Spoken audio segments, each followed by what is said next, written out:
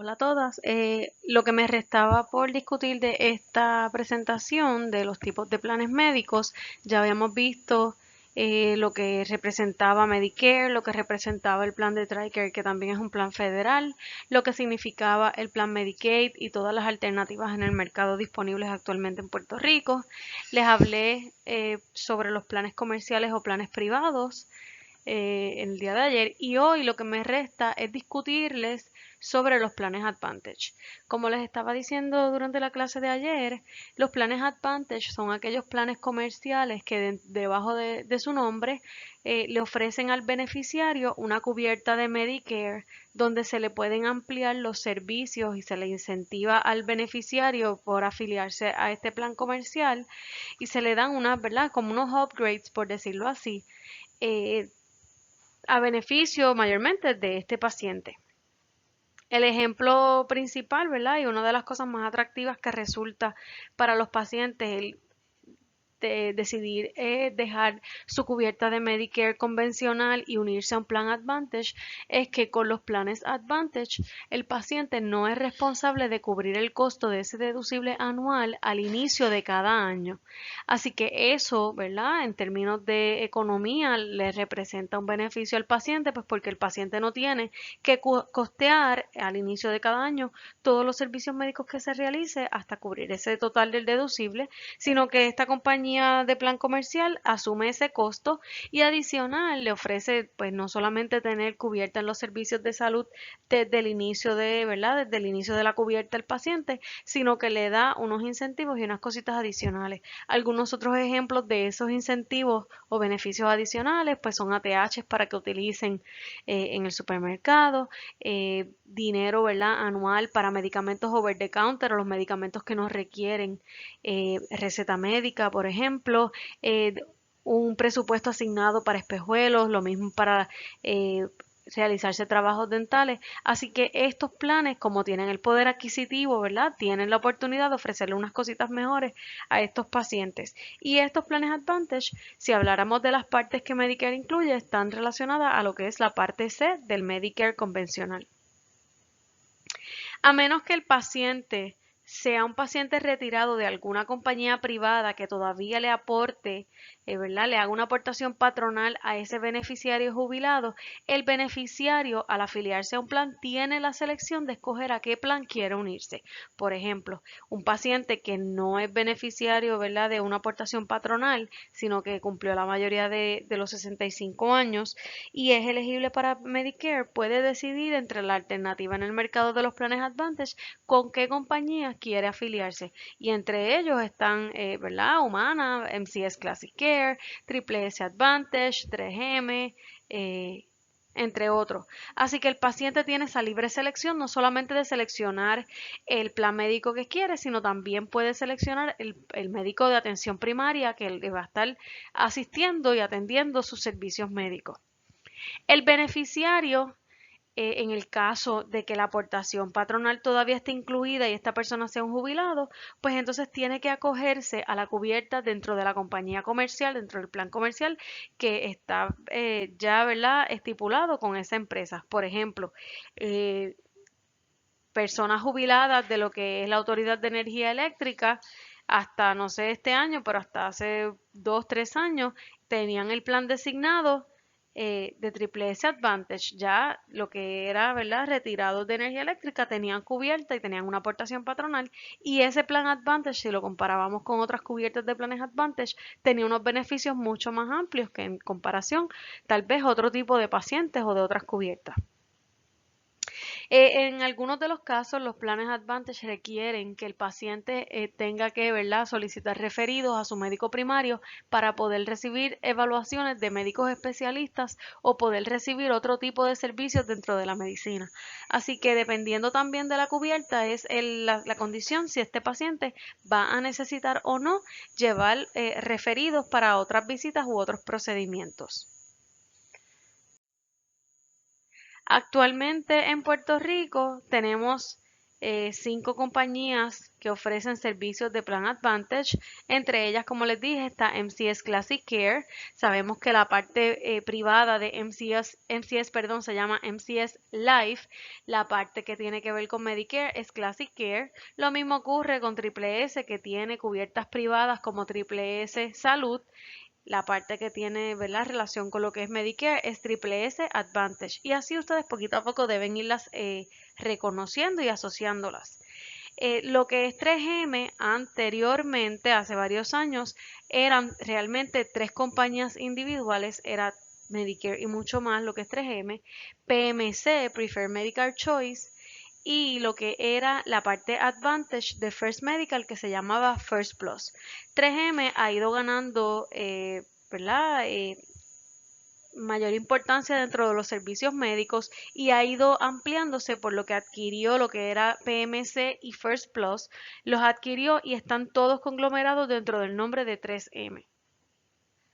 Otro de los planes que lleva, ¿verdad?, pocos años sonando, pero que también ofrece servicios actualmente para pacientes de 65 años o más o cubiertas de Medicare, es Constellation Medicare Platino. Por lo general los platinos los consideramos cuando el paciente tiene 65 años o más, pero tiene también, ¿verdad?, anteriormente tenía una cubierta por Medicaid. Humana también tiene un elemento que es privado, que es Humana regular, y el que es Humana Medicare es el que trabaja, ¿verdad?, para los pacientes mayores de edad de 65 años. Y aquí les coloco los 5 logos principales de estas compañías que compiten por lo que es ofrecer planes Advantage a estos pacientes de mayor edad. Identifíquenlos, ¿verdad?, más o menos por los colores. Cada uno tiene sus, como les dije, igual que los planes comerciales, cada uno tiene sus propios formularios, sus propios procesos, y todo eso es importante que ustedes como personal administrativo o como facturadoras lo conozcan. Quería abundarles un poquito más porque su ejercicio, lo que van a estar trabajando para el día de hoy en la clase, le da un poquito, ¿verdad?, detalles sobre la información que está incluida en las tarjetas de planes médicos. Yo les mencioné aquellos datos que esas tarjetas incluyen. Básicamente, a pesar de que todas estéticamente tienen sus diferencias en color, en el tipo de letra, presentan la misma información. Todas van a incluir el nombre completo, como yo les dije, del paciente o del beneficiario. Van a incluir un número de contrato que lo asigna la compañía aseguradora. En su mayoría tienen una fecha de efectividad desde cuando ese paciente tiene cubierta con ese plan. Algunas incluyen la cubierta de, la fecha de expiración, porque por lo general estas tarjetas se van renovando anualmente. Todos los años el plan médico le renueva la tarjeta y le envía una tarjeta nueva para que el paciente pueda comenzar a usar. Así que eso puede ser una diferencia en términos de algunas tarjetas y otras, que no se incluyan las 2 fechas, se incluya una sola fecha. Cuando hablamos de los copagos es otra de los datos que nos incluye nuestra tarjeta de seguro médico. Los copagos son la cantidad monetaria, la cantidad en dinero que nos dice, ¿verdad?, al personal administrativo cuánto es la cantidad que el paciente tiene asignada, pues porque su seguro médico no va a cubrir el 100% del costo del servicio. Así que ese copago es una cantidad que debe ser pagada al momento, ¿verdad?, de recibir un servicio o al momento de que se le realice un procedimiento. Es una responsabilidad de ese beneficiario cubrir ese gasto. Y en las tarjetas de los seguros médicos toda esa información está incluida y la va clasificando de acuerdo al tipo de servicio o al tipo de procedimiento que se va a efectuar para ese paciente dentro de esa cubierta. Esta información nos ayuda a nosotros, los asistentes administrativos, las personas que estamos manejando la clínica, ¿verdad?, que atendemos al paciente cuando llega antes de pasar a consulta. Nos ayuda a tener de manera accesible, conocer, ¿verdad?, cuál es la responsabilidad en términos monetarios de ese paciente a la hora de recibir ese servicio. Así que en vez de tener que anotarlo o buscar en una página de internet o en una base de datos, la tarjeta de cada paciente nos lo asigna, nos lo establece, y así, ¿verdad?, como hay tantas diferencias de cubierta, pues nosotros tenemos ya de manera directa, de manera clara, cuánto es lo que le corresponde pagar a ese paciente. Les presento un ejemplo aquí en este slide donde les muestro cómo aproximadamente, ¿verdad? Se va a ver en la tarjeta, sin, ¿verdad? Sin contar esos datos demográficos y de número de contrato del paciente, ¿cómo se va a presentar esa información? Pues por lo general utilizan abreviaturas de los términos más importantes de aquellos servicios o procedimientos que con mayor regularidad se realiza a un paciente. Así que siempre que vean esto, la abreviatura GEN, esto habla de un médico generalista. Si por el contrario ustedes ven un PCP en mayúsculas, eso significa el proveedor de cuidado principal o primario. Ese es el médico de cabecera, el médico primario. Podría ser el caso que en vez de decir generalista diga PCP y está asignado al médico generalista o al médico de atención primaria que atienda a ese paciente. Cuando vemos la abreviatura ESP, eso nos dice que es un especialista. Cuando vemos sub o sub-esp, habla de un subespecialista. ¿Cómo diferenciamos? Pues de acuerdo, ¿verdad?, a los títulos que tenga ese médico, pues nosotros podemos identificar si es un especialista o si es un subespecialista. Por ejemplo, tenemos un médico generalista de familia. Ese médico generalista, ¿verdad? Cuando el paciente visita a ese médico, el asistente administrativo va a utilizar este primer renglón para cobrarle el copago. El copago también lo podemos llamar deducible. Ese copago, esta sección es la que nos lo va a indicar. Si por el contrario el paciente va a visitar, vamos a suponer que el paciente es un niño, visitó en una ocasión el generalista o el de médico de familia y se le cobró este copago, pero la próxima vez el paciente visitó a un pediatra. Un pediatra ya es un médico más especializado, o sea, es un especialista, pues en ese caso el asistente administrativo de esa oficina va a consultar la tarjeta y va a cobrarle al paciente el copago que aparece dentro de especialista. Por alguna razón, ese paciente que es menor de edad necesita visitar un ortopeda pediátrico. Ya sabemos que un ortopeda por lo general es un especialista, pero el hecho de que atienda solamente a niños, eso tiene una subespecialidad. Así que en ese caso, ese ortopeda pediátrico representa una subespecialidad porque tiene más de una especialidad. Y entonces en ese caso, la cantidad del copago que se seleccionaría es la que aparezca bajo la parte de subespecialista. Cuando vemos el término hospital, por lo general, ese es el cobro, ¿verdad? El costo, una tarifa fija que el paciente va a costear por el uso del hospital, por ser hospitalizado.